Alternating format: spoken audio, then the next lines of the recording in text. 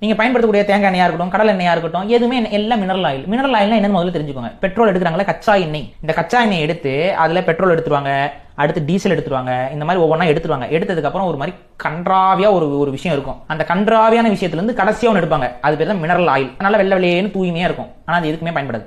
அது என்னதான், அது ஒழுங்கா எரியாது, அது எரிக்கு பயன்படுத்த முடியாது, எரிக்கப்படாத ஒரு எண்ணெய்.